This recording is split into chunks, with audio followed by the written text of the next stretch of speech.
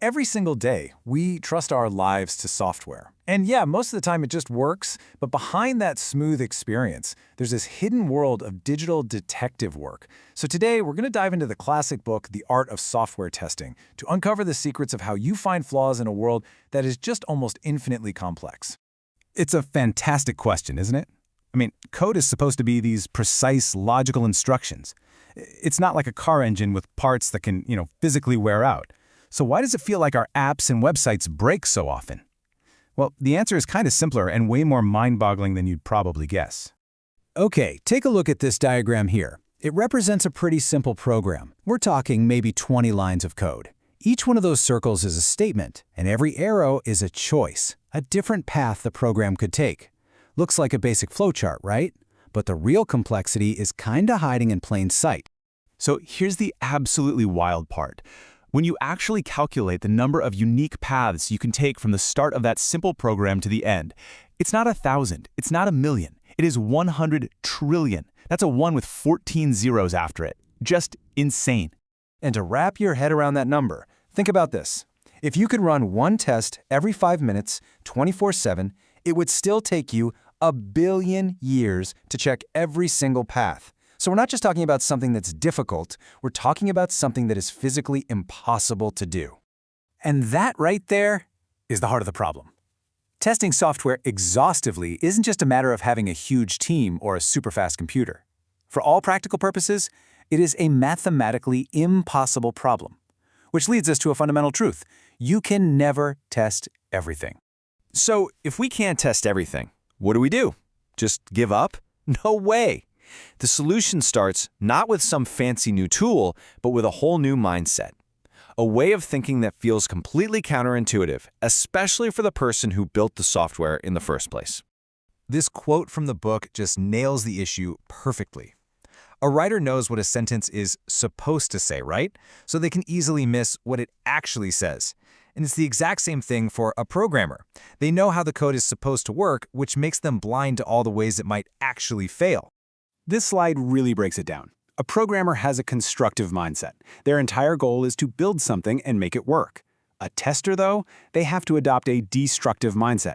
Their goal is to find every possible way to make it fail. It's like switching from being an architect to a demolition expert. It's a huge psychological shift, but it's absolutely essential. Okay, so we're armed with this new destructive mindset. How do we go after that impossible problem of 100 trillion paths? Well, we don't try to test everything. We test smart. We focus all that destructive energy where we're most likely to find a weakness. One of the most powerful strategies for this is called boundary value analysis, and the core idea is simple but brilliant. Errors love to hide at the edges, not in the middle of a range of numbers, but right at the beginning, right at the very end, and just a little bit beyond. And this is a perfect example. Let's say a program grades exams for up to 200 students. You don't test it with 50 students, then 51, then 52. No, you test the boundaries. What happens with 0 students? What about just 1? What about the absolute max, 200? And this is the key. What happens if you try 201? These edge cases are where the logic almost always breaks down. But hey, code doesn't exist in a vacuum, right? The most logically perfect program on Earth is a complete failure if people can't actually figure out how to use it. And that brings us to a whole other dimension of testing, one that focuses not on the code, but on the human experience. So, quick question.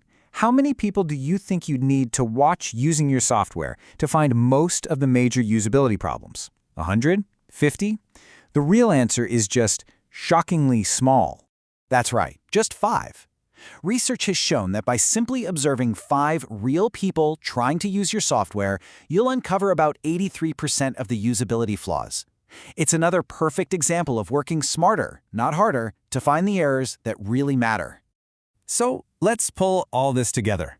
We started with this problem that seemed literally impossible, 1,000,000,000 years of testing, and we found our way to a set of really elegant, practical solutions. First, and this is the big one, trying to test every single possibility is a trap. It's a distraction. Since you can't possibly cover everything, the real goal is to find the most errors you can with the least amount of effort. And the real work starts with that mental shift.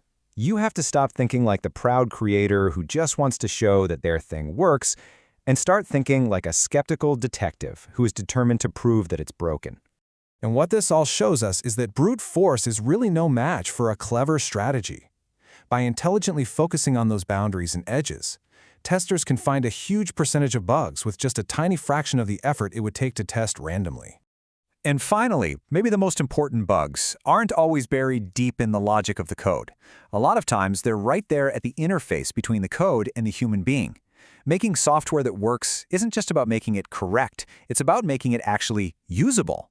So the next time an app on your phone or a website works exactly like you expect, no crashes, no confusion, just take a moment.